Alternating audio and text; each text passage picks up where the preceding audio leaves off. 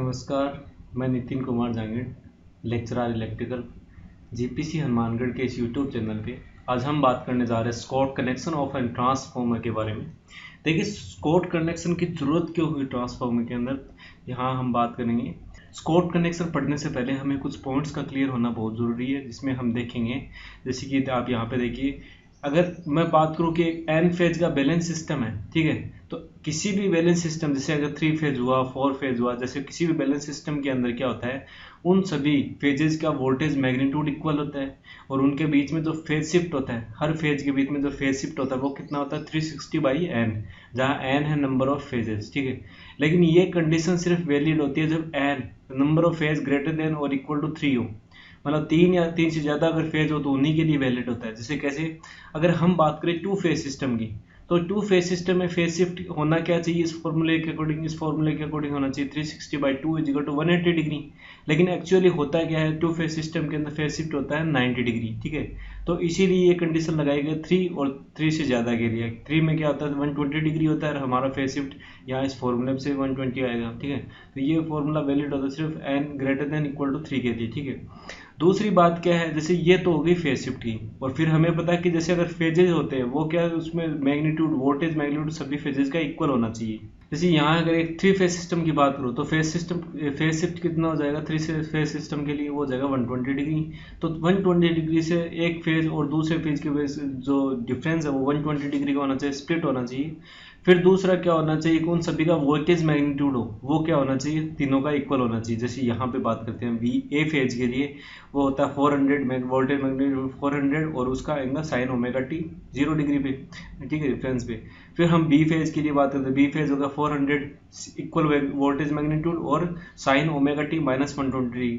Phase shift कितने 120 degree ए और B के बीच में, ठीक है, और यही हमें चाहिए था। फिर सी की बात करते हैं तो 400 sine omega T -240 voltage magnitude तीनों का इक्वल है और तीनों के बीच में फेज शिफ्ट कितना है 120 फिर 120, मतलब 120 डिग्री का फेज शिफ्ट है, ठीक है। तो किसी भी फेज सिस्टम के अंदर क्या होना चाहिए कि वोल्टेज मैग्नीट्यूड सभी का इक्वल होना चाहिए, सभी फेजेस का। और दूसरा क्या, उन सभी के बीच में फेज शिफ्ट उसका 360/n होना चाहिए। वो 360/n कब वैलिड होगा, जब n > 3 हो। 2 फेज सिस्टम के लिए 90 डिग्री होना चाहिए। तो अभी हम देखते हैं कि स्कॉट कनेक्शन का यूज क्या हुआ है। ये पॉइंट्स आप याद रखना, तभी हम ये समझ पाएंगे स्कॉट कनेक्शन ने हमने डिजाइन कैसे किया, ठीक है। ये देखिए स्कॉट कनेक्शन क्या है। स्कॉट कनेक्शन क्या है कि अगर आपके पास 3 फेज सिस्टम अवेलेबल है, ठीक है, उससे आपको जैसे सप्लाई चाहिए, किसी लोड की डिमांड है 2 फेज की, जैसे इलेक्ट्रिक आर्क फर्नेस हो या बहुत सारे लोड की डिमांड, जैसे डिमांड होती है 2 फेज सिस्टम की। लेकिन हमें पता है अगर 3 फेज से हम 2 फेज लेते हैं, जैसे ए बी सी, उन तीनों के बीच में फेज डिफरेंस होता है 120 डिग्री। तो अगर आप 2 फेज ले रहे हो 3 फेज से, तो उसके बीच में एंगल कितना हुआ 120 डिग्री। लेकिन हमें पता है कि आइडियली होना कितना चाहिए फेज शिफ्ट 90 डिग्री का। तो हमें 90 डिग्री नहीं मिल सकता, जब 3 फेज सिस्टम से हम 2 फेज लेते हैं तो 90 डिग्री नहीं मिल सकता, हमें मिल सकता है 120 डिग्री, ठीक है। तो हमें वो फेज शिफ्ट 90 डिग्री करना है, ठीक है, इसीलिए हम स्कॉट कनेक्शन बनाते हैं। इसका मतलब क्या हुआ, अगर हमारे पास 3 फेज का एक सिस्टम अवेलेबल है, उससे हमें 2 फेज बनाना है। अगर उससे सीधे जैसे 3 तार है ए बी सी और एक न्यूट्रल, अगर उन दोनों में से ए बी 2 फेज ले लिए हमने, ठीक है, तो हमें एंगल कितना मिल रहा है, फेज शिफ्ट मिलेगा 120 डिग्री, जबकि हमें फेज शिफ्ट कितना चाहिए 90 डिग्री।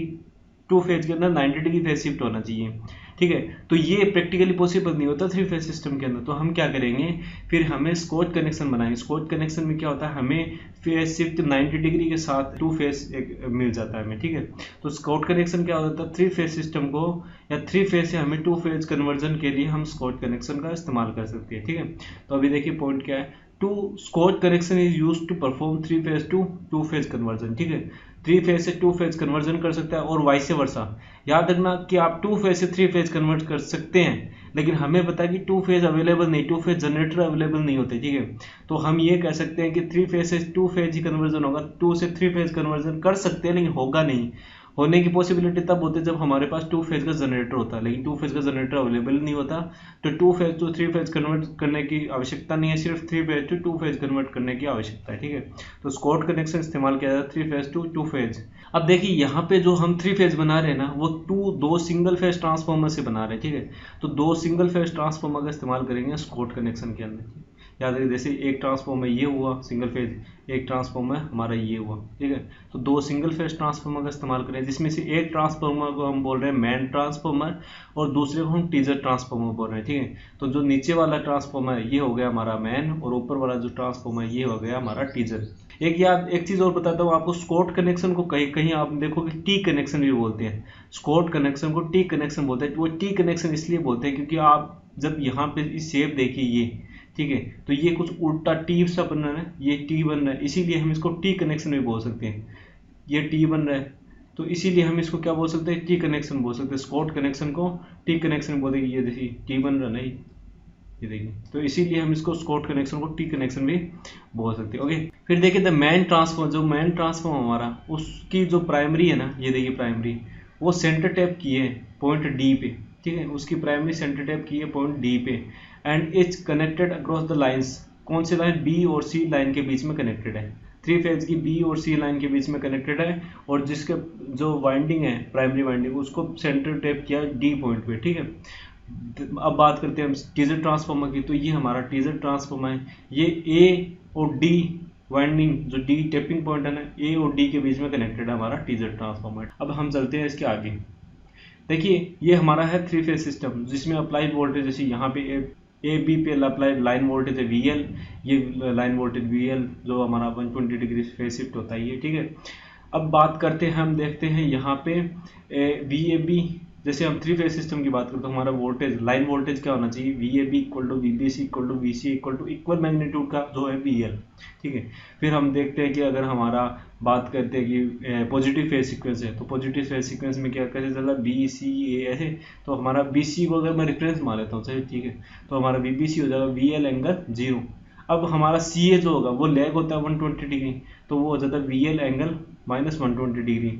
और VAB की अगर बात करें तो VAB भी हमारा VCA से लैग होगा 120 डिग्री, लेकिन VAB को हम ऐसे भी देख सकते हैं कि हमारा VAB जो होगा वो VBC से 120 डिग्री लीड करता है, वो फेजर डायग्राम में हम देख चुके हैं। फिर बात करते हैं यहाँ पे VBD, ये BD पे पोटेंशियल देखते हैं वोल्टेज, तो वो हम क्या देख सकते हैं, यहाँ पे जो टोटल वोल्टेज VBC, उसका आधा वोल्टेज हमारा क्या हो जाएगा, VBD, यही हो जाएगा, उसका आधा वोल्टेज हमारा हो जाएगा VBD, तो VBD हो जाएगा VBC/2, और VBC क्या है, VL एंगल 0, ठीक है। फिर हम देखते हैं VAD, A और D टर्मिनल के बीच में वोल्टेज, ठीक है। अब VAD निकालना, तो VAD कैसे निकाल सकते हैं, VAD निकाल सकते हैं VAB प्लस VBD। जैसे VAD क्या होता है, VA माइनस VD, और जैसे यहाँ पे VAB क्या होगा, VA minus VB plus VBD क्या होगा, VB माइनस VD, तो यहाँ VB से VB कैंसिल हो जाएगा, फाइनली हमें मिल जाएगा VAD। इसलिए हमने VAD को लिखा VAB प्लस VBD, ये आपने फेजर डायग्राम में पढ़ा होगा। तो VAD क्या हो गया यहाँ पे, VAB क्या है हमारा, VAB है VL एंगल प्लस 120 डिग्री, ये होगा, प्लस VBD क्या है, VL एंगल 0/2। जब इन दोनों को फाइनली इसकी अगर रिजल्टेंट निकालेंगे तो वो मिलेगा हमें √3/2 VL एंगल प्लस 90। फाइनली हम क्या देख सकते हैं, जो VAD मिलेगा वो मिलेगा 0.866 VL एंगल 90। मतलब क्या, वो हमें टू फेज सिस्टम के अंदर फेजर शिफ्ट कितना चाहिए था, वो चाहिए था 90 डिग्री चाहिए था। तो हमें जो प्राइमरी इस ट्रांसफॉर्मर, टीजर ट्रांसफॉर्मर की प्राइमरी क्या हमारी VAD, उसमें जो वोल्टेज है वो मिल रहा है 0.866 VL और एंगल 90, और यहाँ मेन ट्रांसफॉर्मर की जो प्राइमरी इसके अंदर वोल्टेज में मिल रहा है हमें VL एंगल 0, ठीक है। तो हम फाइनली ये कह सकते हैं यहाँ पे जो एंगल है 0, ठीक है, और यहाँ पे एंगल 90, तो यही एंगल यहाँ पे शिफ्ट हो जाएगा। ट्रांसफॉर्मर क्या होता है कि वोल्टेज शिफ्ट करता है without changing in angle change नहीं करता। तो यहाँ पे जो एंगल है 90 वो यहीं पे सेकेंडरी में मिलने लग जाएगा, और यहाँ पे जो 0 एंगल है वो यहाँ सेकेंडरी में मिलने लग जाएगा मेन ट्रांसफॉर्मर के। तो फाइनली जो V2M और V2T मिला में वो क्या मिलेगा, ये V2T तो हमारा एंगल 90 से शिफ्ट होगा, और ये V2M होगा 0 से, तो दोनों के बीच में फेज शिफ्ट क्या है 90 डिग्री, और हमें दोनों के बीच में फेज डिफरेंस ही 90 डिग्री चाहिए था। तो हमारा फेज डिफरेंस का काम तो होगा। तो हमने ये देखा अभी कि हमारा जो अगर थ्री फेज से टू फेज सिस्टम बनाते हैं उन दोनों के बीच में जो फेज डिफरेंस तो 90 सेट हो गया, और वो हमने कैसे किया, यहाँ पे देख लिया कि VBD हमारा हो गया VL एंगल 0/2, और VBAD क्या हो गया हमारा 0.866 VL एंगल 90। तो मतलब दोनों के बीच में फेज डिफरेंस कितना है 90 डिग्री, ये यहाँ से हमने देख लिया। देखिए फेजर डायग्राम ड्रॉ करते हैं हम सेम, है ना। उसके लिए पहले तो फेजर डायग्राम में सबसे पहले हम क्या लेते हैं, VBC रेफरेंस लेते हैं, तो ये VBC आ गया। फिर हमारा VCA क्या होगा, लेग होगा, ये हमारा VCA हो गया, और ये हमारा हो गया VBA, ठीक है। तीनों, जहाँ BC हमारा 120 डिग्री लैग करा VBC से, ठीक है, और VAB हमारा 120 डिग्री लैग करा BCA से, जिसे हम फाइनली ये बोल सकते हैं VAB 120 डिग्री लीड कर रहा है VBC से, ठीक है। अब VBD क्या होता है? VBD होता है हमारा VBC/2, तो VBD होगा हमारा VBC/2, और फाइनली VAD क्या मिला हमें? VAB और VBD का रिजल्टेंट, तो VAB और VBD का रिजल्टेंट मिल जाएगा हमें VAD।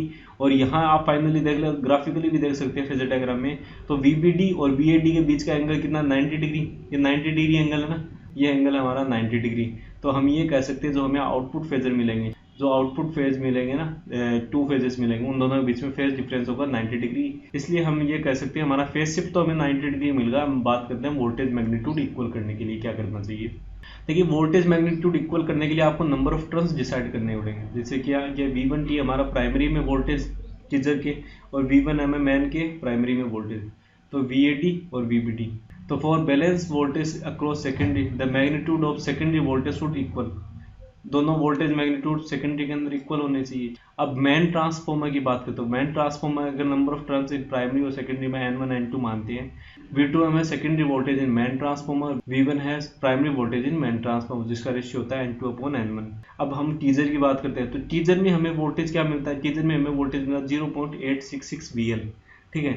जब टीजर में हमें वोल्टेज 0.866 VL मिलता है और हमें मैग्नीट्यूड इक्वल चाहिए, तो मैं क्या कर दूं कि अगर नंबर ऑफ टर्न्स हमारा 0.866 N1 कर दिया, जैसे प्राइमरी के अंदर टीजर ट्रांसफॉर्मर के नंबर ऑफ टर्न्स 0.866 कर दिए, तो उस केस में क्या मिल जाएगा? हमें दोनों वोल्टेज मैग्नीट्यूड इक्वल मिल जाएंगे। दोनों ट्रांसफॉर्मर के अंदर जो वोल्टेज मैग्नीट्यूड है इक्वल किस केस में मिलेंगे? जब हमारे प्राइमरी मैन ट्रांसफॉर्मर में तो number of turns N2 N1 हो, और हमारे टीजर ट्रांसफॉर्मर में जो हम प्राइमरी लेंगे, जो number of turns man transformer के अंदर ले रहे हैं, उसका अगर 0.866 मल्टीपल कर देते हैं तो उतने नंबर ऑफ टर्न्स हमें टीजर ट्रांसफॉर्मर के अंदर चाहिए। उसी केस में हम क्या कर सकते हैं कि जो वोल्टेज मैग्नीट्यूड है टीजर और मैन दोनों के अंदर, वो हम क्या इक्वल बना सकते हैं, ठीक है। तो हमने क्या देखा कि वोल्टेज मैग्नीट्यूड इक्वल बनाने के लिए हमें क्या करना होगा? टीजर ट्रांसफॉर्मर के प्राइमरी में जो नंबर ऑफ टर्न्स, ठीक है, जो मैन के अंदर N1 ले रहे थे, वो नंबर ऑफ टर्न्स प्राइमरी में टीजर में क्या लेने होंगे? 0.866 N1। अब बात करते हैं हम यहाँ पे, अब देखिए स्टेटमेंट देखते हैं। स्टेटमेंट क्या कहता है हमारा? अमाउंट ऑफ सेकेंडरी वोल्टेज, ठीक है, across man and teaser secondary will be same. कब सेम होगी? If number of turns in teaser primary should be 0.866 N1। याद रखना, टीजर के अगर number of turns in man के प्राइमरी में N1 है ना, तो हमें टीजर के प्राइमरी में नंबर ऑफ टर्न्स कितने लेने होंगे? 0.866। एक एग्जांपल ले लेता हूँ। अगर मान लो मैन की प्राइमरी नंबर ऑफ टर्न्स हम 1000 ले रहे हैं, 1000 नंबर ऑफ टर्न्स ले रहे हैं प्राइमरी ऑफ मैन में, तो टीजर में कितने लेने होंगे? तब टीजर में लेने होंगे 866। उससे क्या मिल जाएगा हमें? जो वोल्टेज मैग्नीट्यूड मिलेगा टीजर और मैन की सेकेंडरी में, वो हमें इक्वल मिलेगा। हमें इक्वल मैग्नीट्यूड ही चाहिए वोल्टेज का। एंगल हमें 90 डिग्री पहले में दे रहा था। तो ये VBD क्या है? ये VBD हमारा है प्राइमरी मैन की, और ये VAD क्या है? हमारा प्राइमरी टीजर की। ये दोनों का मैग्नीट्यूड देखिए यहाँ पे इक्वल नहीं है। फिर हमने जो सेकेंडरी के अंदर देखा, सेकेंडरी में दोनों का वोल्टेज मैग्नीट्यूड इक्वल कर दिया कि अगर हम टीजर की जो प्राइमरी उसके नंबर ऑफ टर्न्स 0.866 N1 ले लेते, जहाँ N1 है number of turns in man, ठीक है, मैन की प्राइमरी का। ओके, ये देखिए अब यहाँ पे देखते हैं, हमने वोल्टेज देख लिया, एंगल देख लिया 90 डिग्री। अब हम अगर न्यूट्रल लगाना चाहिए, क्योंकि हमारी सप्लाई क्या लेते हैं हम? 3 फेज लेते हैं ना, तो वहाँ पे न्यूट्रल भी लेना होगा। स्टार अगर हम बात करते हैं तो न्यूट्रल की पोजीशन क्या होनी चाहिए? तो न्यूट्रल की पोजीशन जैसे अगर मैं यहाँ पे लगा देता हूँ, सपोज ये एक बार मैंने जस्ट एक बार यहाँ पे एन लगा दिया, ठीक है। अब देखते हैं ये इसकी पोजीशन कहाँ होनी चाहिए। तो ये देखिए यहाँ पे हमें अगर ये टोटल लेंथ AD पता है, टोटल लेंथ AD पता है, तो हम अगर इसका किसका AN और ND का रेशियो निकालें, या AN/AD निकालें, तो हमें न्यूट्रल की पोजीशन बता सकती है। जब AN क्या है? AN है हमारा वोल्टेज यहाँ पर फेज का, और पर फेज का वोल्टेज, लाइन वोल्टेज VL है, तो पर फेज का वोल्टेज क्या हो? VL/√3। और AD क्या है? VAD हमने कैलकुलेट किया था वहाँ से, वो था 0.866 क्या, √3/2 VL, ये कैलकुलेट किया था। तो हम यहाँ न्यूट्रल की पोजीशन निकाल सकते हैं फाइनली। वो क्या होगा? VAN और VAD दे रखा है, तो न्यूट्रल की पोजीशन क्या होगी? AN/AD, ये हो जाएगा VAN/VAD, दोनों का लेंथ, इसका लेंथ और ये टोटल लेंथ डिवाइड कर दे तो हमें ये पता चल जाएगा ये किस पोजीशन पे है। तो VL/√3 बटे √3/2 VL, तो हमें मिल जाएगा 2/3। तो हमारा जो यहाँ पे न्यूट्रल की लोकेशन होगी वो 2/3 होगी। जो टोटल लेंथ होती है ना AD की, उसकी 2/3 लोकेशन पे हम क्या करेंगे? न्यूट्रल पोजीशन सेट कर देंगे। वो 2/3 कहाँ से? A से, और बी से अगर देखें तो वो 1/3 होगी, ठीक है। तो हम न्यूट्रल पॉइंट कहाँ पे लोकेट करते हैं, 2/3 फ्रॉम टॉप ऑफ टीजर और 1/3 from teaser bottom of teaser, ठीक है। या 1/3 तो यहाँ बॉटम ऑफ टीजर से और 2/3 का टॉप ऑफ टीजर से, याद रखना, वो कैलकुलेशन हमने देखी थी। ये देखिए न्यूट्रल यहाँ पे 2/3 तो यहाँ पे, 2 यहाँ पे और ये 1 हमारा यहाँ पे, तो 2/3 हो गया ए से और 1/3 हो गया बी से, या 2/3 हो गया टॉप से और 1/3 हो गया बॉटम से, ठीक। अब देखिए इनपुट और आउटपुट करंट के बीच में हम रिलेशंस निकालते हैं। तो I2M और I2T क्या है हमारा, टीजर और मेन के अंदर सेकेंडरीज में करंट फ्लो हो रहा है, ठीक है। और I1M और I1T क्या है हमारा, टीजर और मेन के प्राइमरी में जो करंट फ्लो हो रहा है वो। हमें पता है जब दोनों वोल्टेज आइडेंटिकल है तो दोनों करंट आइडेंटिकल होगी, I2M I2T के इक्वल होगी। और टर्न्स रेशियो अपोजिट होता है ना, जैसे कि हम लेते हैं V2M बटे V1M लेते हैं तो वो टर्न्स रेशियो N2/N1 होता है। तो करंट में क्या होता है, टर्न्स रेशियो उल्टा होता है। सेम यहाँ पे I1M क्या है हमारा, I1M है IBC, देख लेना आप। प्राइमरी करंट मेन के अंदर थी क्या, IBC, तो IBC क्या हो जाएगी, I2M N2/N1। और सेम यहाँ पे बात करते हैं I1T और I2T की, तो N2 जहाँ नंबर ऑफ टर्न्स टीजर में कितने थे 0.866 N1, जहाँ N1 हमारा मेन के अंदर थे, ठीक है। तो ये लिखा हमने। तो यहाँ से हमारा I1T क्या आ जाएगा 1.15 N2N1 इंटू I2T, और जहाँ I1T हम क्या बोल रहे हैं IA, करंट इन प्राइमरी हो गई हमारी IA टीजर ट्रांसफार्मर के अंदर। ट्रांस रेशियो आप 1:1 देख लो, एक बार ज्यूम कर लो, तो IBC हो जाएगा हमारा I2M और IA हो जाएगा हमारा 1.15 I2T। ये देखिए यहाँ पे IA करंट है, ये हमारी टीजर ट्रांसफार्मर की प्राइमरी जो करंट है I1T, जिसे हम IA है यहाँ पे। तो ये IA यहाँ पे आई, तो IA यहाँ पे दो पार्ट में डिवाइड हो गई, एक तो इधर चली जाएगी, ठीक है, और एक ये इधर। नंबर ऑफ टर्न्स बराबर है तो ये मैग्नीट्यूड क्या हो जाएगा, IA/2 इधर और IA/2 इधर। फिर एक दूसरी करंट जो हमारी मेन ट्रांसफार्मर की प्राइमरी फ्लो होगी वो होगी IBC IB2C। जैसे डॉट कन्वेंशन का मैंने बताया था कि अगर एक तरफ करंट इंटर करे तो दूसरी तरफ करंट लीव करेगी। तो यहाँ पे करंट लीव कर रही है, ठीक है। सेम यहाँ पे, और यहाँ से करंट एंटर कर रही है B से, तो यहाँ से करंट डॉट से लीव करेगी, ठीक है। तो सेम यहाँ IA/2 हो गया, तो फिर यहाँ पे सेम हमारा क्या होगा, ये करंट फ्लो होने लगा IBC और ये लोड करंट। जैसे ये IA/2 फ्लो और ये IA/2, और यहाँ ये हमारी सर्कुलेट हो रही BC IBC B2C की तरफ जा रही है ना, इसलिए IBC लिखा मैंने। अब देखिए अगर यहाँ पे मेरे को IB कैलकुलेट करना होता तो IB क्या हो जाता, IA/2 इधर आ रही है और IBC इधर जा रही है। तो IB क्या है IBC की डायरेक्शन में, तो IBC minus IA/2 opposite direction में माइनस IA/2। तो IB कैसे कैलकुलेट कर सकते हो, IBC माइनस IA/2। IC हो गया हमारा माइनस IBC माइनस IA/2, ठीक है। तो इन दोनों फॉर्मूले से आप IB और IC की वैल्यू कैलकुलेट कर सकते हो, जबकि IA की वैल्यू आपको गिवन होगी, ठीक है। तो IB और IC की वैल्यू जो प्राइमरीज के अंदर करंट है लाइन के अंदर, वो आप कैलकुलेट कर सकते हो इन दोनों फॉर्मूलेज के थ्रू। ये बात हुई। अब हम फेजर डायग्राम के थ्रू देख लेते हैं। तो फेजर डायग्राम में कि यह हमारी secondary of teaser voltage, secondary of main voltage, इसमें करंट फ्लो हो रही है हमारी I2। अगर मान लो बैलेंस सिस्टम की बात करता हूँ तो I2M I2T हमारा I2 है, इसमें भी I2 फ्लो हो रही है, ठीक है। अब हम देखते हैं प्राइमरी टीजर की, प्राइमरी में कौन सी करंट फ्लो हो रही है हमारी IA, जैसे I1T से डिनोट किया था, तो ये करंट है IA। मैन की प्राइमरी में कौन सी करंट फ्लो हो रही है IBC, तो ये हमारी IBC है। यहाँ अगर IBC है तो IBC माइनस IBC क्या होता है अपोजिट डायरेक्शन में, तो ये माइनस IBC हो गया। अब यहाँ से IB कैलकुलेट करना हो तो IBC माइनस IA/2, IA का अपोजिट डायरेक्शन में से इक्वल मैग्नीट्यूड का IA/2, और इसका रिजल्टेंट हमें मिल जाएगा IBC। तो ये हो गया IB। और सेम इधर देखते हैं माइनस IBC माइनस IA/2, ये माइनस IA/2 अपोजिट डायरेक्शन में और IA/2 मैग्नीट्यूड, तो ये मिल जाएगा हमें IA, ठीक है। IB IC फिर IBC माइनस IA/2 हमारा हो जाता है IB, तो हमने यहाँ पे देख लिया, और माइनस IBC माइनस IA/2 हो जाएगा हमारा IC। तो ये हो गई हमारी इनपुट और आउटपुट करंट के बीच में रिलेशन। अब देखते हैं हम स्कॉट कनेक्शन की एप्लीकेशन। तो स्कॉट कनेक्शन कहाँ पे इस्तेमाल किया जाता है, तो इलेक्ट्रिक फर्नेस में इस्तेमाल किया जाता है, जहाँ दो सिंगल फेज फर्नेस आपको एक साथ चलानी हो, तो आप एक फेज पे एक चलाओ, एक फेज पे दूसरा लगा दो, ठीक है, ठीक है। दूसरा हम सिंगल फेज रूरल सप्लाई के अंदर इस्तेमाल करते हैं स्कॉट कनेक्शन का। एक सिंगल फेज लोड है, जैसे कि आप इलेक्ट्रीफाइड ट्रैक्स हो, उनको चलाने के लिए, उनको सप्लाई देने के लिए हम स्कॉट कनेक्शन का इस्तेमाल कर सकते हैं। और टू फेज जो मोटर होती है उनके लिए हम स्कॉट कनेक्शन इस्तेमाल कर सकते हैं, ठीक है। तो इलेक्ट्रिक फर्नेस में single phase rural supply, single phase load को सप्लाई करने के लिए, और टू फेज कंट्रोल मोटर्स में हम स्कॉट कनेक्शन का इस्तेमाल करते हैं। ये बात हुई आज स्कॉट कनेक्शन के लिए। आशा करता हूँ कि आपके स्कॉट कनेक्शन से रिलेटेड सभी पॉइंट्स क्लियर हो गए होंगे। फिर भी कोई रिलेटेड क्वेरी है तो कमेंट सेक्शन में कमेंट कीजिएगा। धन्यवाद।